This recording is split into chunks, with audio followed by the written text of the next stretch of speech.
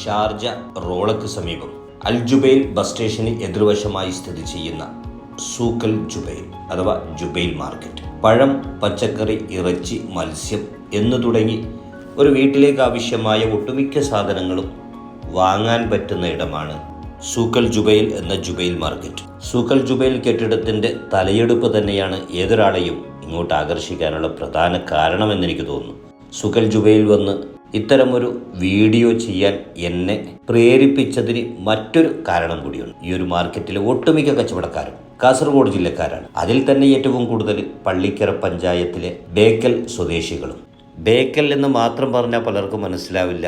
ചരിത്രപ്രസിദ്ധമായ ബേക്കൽ കോട്ട സ്ഥിതി ചെയ്യുന്ന പ്രദേശമാണ് ബേക്കൽ. സൂക്കൽ ജുബൈൽ കെട്ടിടം വരുന്നതിന് മുൻപ് തന്നെ ഈ ഒരു പ്രദേശം മാർക്കറ്റായിരുന്നു എന്നാണ് അറിയാൻ കഴിഞ്ഞത്. പഴയകാല തലമുറയിൽപ്പെട്ടവരുടെ പിൻതലമുറക്കാരാണ് ഇന്നിവിടെ കച്ചവടം ചെയ്യുന്നതും. സൂക്കൽ ജുബൈലിൻ്റെ കാഴ്ചകളിലേക്കും വിശേഷങ്ങളിലേക്കും. ഹലോ, അസ്സലാമു അലൈക്കും. നമസ്കാരം കൂട്ടുകാർ, സലാഹാണ്. ഞാനിപ്പോൾ ഉള്ളത് ഷാർജ റോളക്ക് സമീപമുള്ള സൂക്കൽ ജുബൈലിലാണ്. ഇതിൻ്റെ ഒരു പ്രത്യേകത എന്ന് പറയുന്നത് ഇവിടെയുള്ള 90% കച്ചവടക്കാരും നമ്മുടെ ജില്ലക്കാരായ കാസർഗോഡ് ജില്ലക്കാരായ പള്ളിക്കര പഞ്ചായത്തുകാരാണ്. അപ്പോൾ നമുക്ക് പള്ളിക്കര പഞ്ചായത്തിലുള്ള ഒരു ഇക്കാനോട്, ഇക്കാവിടെ പേരെന്താണ്? ഷംസുദ്ദീൻ എന്ന് പറഞ്ഞ നമ്മുടെ ഒരു ഇച്ചാനോട്. അസ്സലാമു അലൈക്കും ഷംസുദ്ദീൻ. എന്തുണ്ട് വിശേഷം? അൽഹംദുലില്ലാ. നാട്ടിലെവിടെയാന്ന്? നാട്ടില് പള്ളിക്കര, കാസർഗോഡ് ജില്ലയിൽ പള്ളിക്കര പഞ്ചായത്ത് ബേക്കൽ എന്നുള്ള സ്ഥലത്താണ്.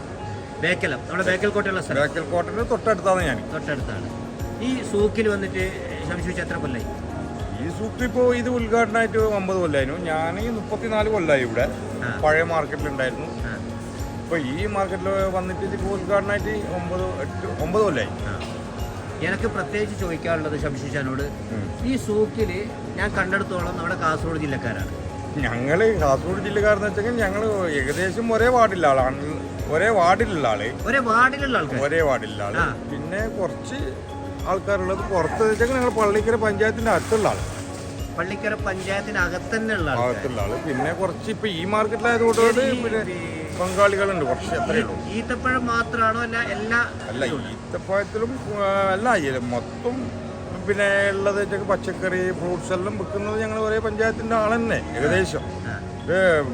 ഈത്തപ്പഴത്തിൽ കൂടുതലുള്ളത് ഈ പറഞ്ഞ സ്ഥലത്തുള്ള ആൾക്കാർ, പള്ളിക്കര പഞ്ചായത്തിന്റെ അകത്തുള്ള ആൾക്കാർ അല്ലേ?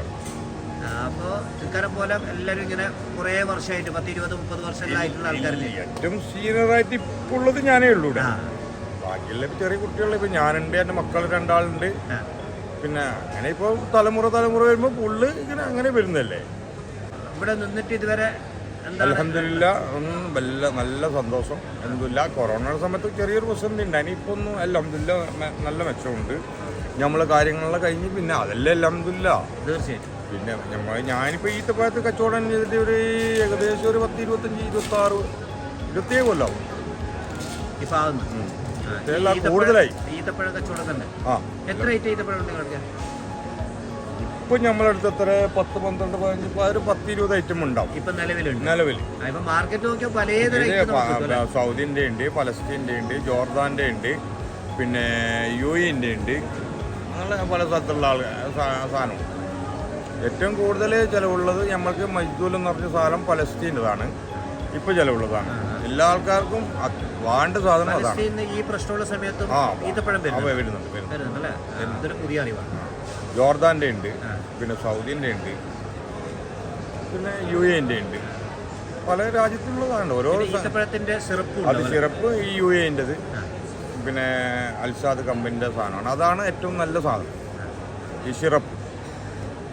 ബാക്കിയെല്ലാം ഉണ്ട്. പേസ്റ്റ് ഉണ്ട്. ബാക്കിയുള്ള എല്ലാം ഇത് ഡേറ്റ്സ് പേസ്റ്റാണ്. ഇത് പേസ്റ്റ് അതാണ് ഈത്തപ്പഴം അരച്ചിട്ടുണ്ടാക്കുന്ന. ബ്രെഡിലല്ല, ഇത് പിന്നെ കൂടുതൽ അറബികളാണ് ഉപയോഗിക്കുന്നത്. എന്താ വെച്ചാൽ കേക്ക് കാര്യങ്ങൾ അങ്ങനെല്ലാം പിന്നെ കഴിക്കുന്നത്.